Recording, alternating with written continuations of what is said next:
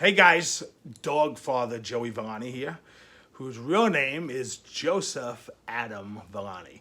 Grew up in a small town in Cliffside Park, New Jersey, a small Italian-American town, approximately 7 miles outside of Manhattan.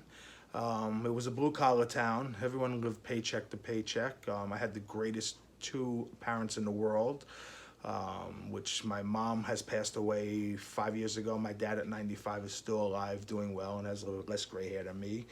He doesn't color, I color a little bit, and I ain't ashamed to say it, but hopefully the genetics are gonna rub off in other areas because he's real healthy. That being said, I never realized how poor we actually were until I questioned years later the iceberg lettuce, mayo, and Wonder Bread sandwiches we ate, and I didn't realize that's all we had.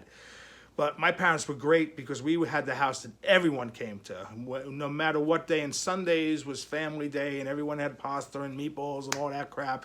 And everyone came over. It was like the whole neighborhood came to our house, so it was really cool. I have an older brother and sister, my sister who is 12 years older, my brother who's 10 years older.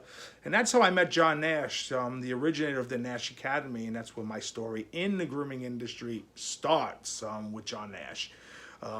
Mainly because he opened up a grooming salon in Cliffside Park, my hometown, in 1974. And he was my sister's best friend. And I went there and listen, a grooming salon in 1974? Oh my God, that was like the ice cream truck for the first time coming. It was unreal. So you go there and there's dogs in the tub and all kinds of crap going on. And it was amazing. And he got sick of me because I was a pain in the ass. And he said, listen, if you're going to hang out here, you're going to do some work. So he put a brush in my hand. And he said, brush this dog. And it was an old English sheepdog. And the dog's name was Cecilia. I still remember it. And I hated it. I remember crying. I don't want to do this because the dog was knotted. It was dirty. It stunk. And it just was something I didn't like. But at the end of it, the dog came out great. And I remember the owner. I remember this like yesterday going, wow, what'd you use on this dog? Didn't know I did it. They didn't want to let them know that a 9-year-old kid just worked on a dog that they're paying top dollar on, but that's what it was. And I actually hated it. I like the part that the creative part and the end result, but the working part of it, grooming's physical. It's difficult. It really is. If you never did it before, it's pretty difficult. So anyway, that being said, I ended up doing that every Saturday for no pay. He didn't pay me. I was like one of those kids making sneakers somewhere in Asia. I probably could have sued him. And my mother would say, you got to go because you're getting a good career. And I look back and I guess I did. Didn't think of it back then.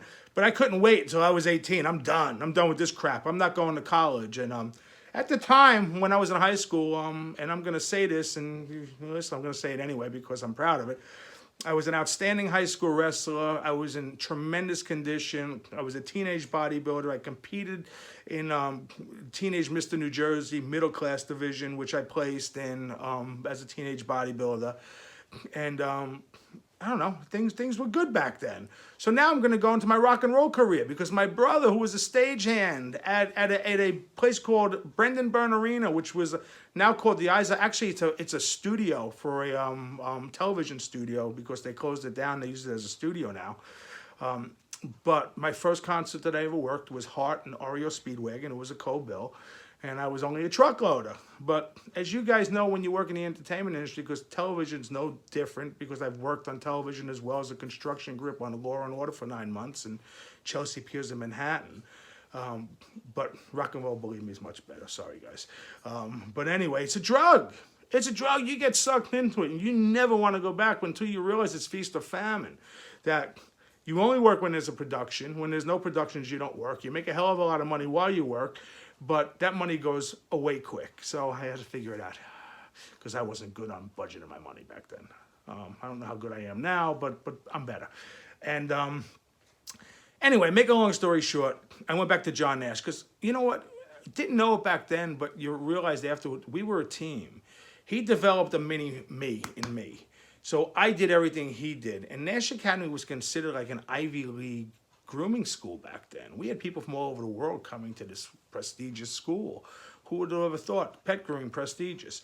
We had people from Greece, from China, from Japan, from Italy, all over that wanted to come to this school because of the structured curriculum, because not many grooming schools had structured curriculum. We did. We were approved by New Jersey Department of Education. We were the shit, man. We really were. So he realized that when I went to him and said, hey, when there's no work production-wise going on rock and roll, I want to come work here. But when there is, I want to be able to take off. And because we were such a team and he knew it, it benefited him as much as it benefited me. So that's what we did for a while.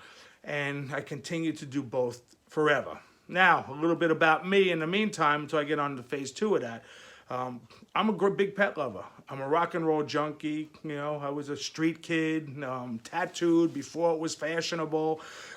My brother was a stagehand, but also a hardcore biker hang-around,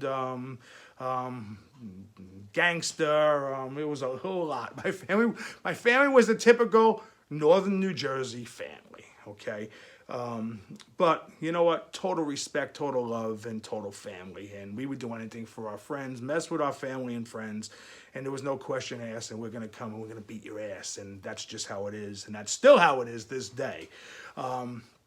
But now, getting into 1979 came, and that was a very instrumental part in my life because not only did I take over the Nash Academy in New Jersey, but I also was voted in as the business manager of the Stagehand Union, Local 632 IATSE in northern New Jersey. And we're one of the largest stage locals in the country. And I followed both paths. I bought the school, and we took Nash Academy New Jersey to greater heights than we ever did before. And John focused on Kentucky. I focused on New Jersey. We were separately owned, but ran the exact same curriculum. And I don't know what the exact count is anymore, but the last time I counted, I had my hands, my physical hands, on 2,400, I think 62 groomers. Most of the people that you were going to interview as judges, I judged them. They never judged me. I judged them. And I just want to say that, just so you know when you're making a decision, that you need to pick the best judge. Anyway, so I did that successfully. In 2007, I believe it was, I got a call one day from Discovery, and they had asked me if I was interested in being one of their judges for Groomer Has It. It was a grooming show that lasted 2 years, and then I did 3 years in Dogs 101. While that was going on, I'm going to be honest with you, I kind of got burnt out of the grooming industry a little bit. So I sold the Nash Academy, not as a school, as a grooming salon, mainly because I didn't want to give up my name. I didn't want to give it to just anyone because I didn't know how they would run it, and I'm glad that it ended up that way because I sold it as a salon because we had a ton of dogs and cats that came there. And they put it out of business in 2 years, and this was a place that was very successful from 1974 to 2008. And 2000, I think it was 11, she had to close the doors. So I made the right choice by not selling the school name. I'm continued to be the business manager. I've worked for every artist on the planet, and not just worked. I mean, I've actually dealt with them, conversations, rehearsed tours with Madonna, with Prince, with Roger Waters, worked for the Pope, worked for the President, worked for the Three Tenors, worked for Frank Sinatra. I've worked for everyone. I've been in the industry. I got a lot of great stories. If you have you don't have enough time on this. I got a lot of great friends. I'm an avid fisherman. I love fishing. Matter of fact, I'm taking this video from my home, which actually was a fishing shack for me. I got this as a fishing shack, as a write-off, because I needed a write-off. And I was getting divorced at the time, and the woman I got divorced, I'm going to say this now, wonderful friend still. We get along great. We just didn't get along well as husband and wife, but as friends, you know, we're great. I have a girlfriend, her name is Christine. She's Canadian. We're making her American citizen. But getting back to my fishing shack, so when I had to leave my very plush, beautiful home and go somewhere, I came here and said, you know what, because it's just a rinky-dink little place, and I figured I'd be here for a couple of years, and it's been 5 or 6 years now, and this is the reason why. Hold on, let me press that button. See behind me? That's the reason why I stay, because I fish in the summer almost every day. I kayak 5 miles a day when it gets warm. My friends come in here, we still live like a bunch of idiots. We eat, we drink, we fish, we listen to music. We're up until all hours of the night. We light fires on my beach, and that's it. I'm slumbering still. I guess I still haven't grown up, but I've had a very successful career. I've had a very successful career in the grooming industry, a successful career in the music industry. And you know what? I wouldn't trade it for anything. Well, if you want any more stories, you know what? You can make a whole other documentary about me, okay, in a place we called Camp Dirty, where the stagehands lived in the parking lot of the stadium. But anyway, that's another story in itself. And when you choose me as your judge, I will tell you that story. Take care, have a great day, and be safe. Bye now.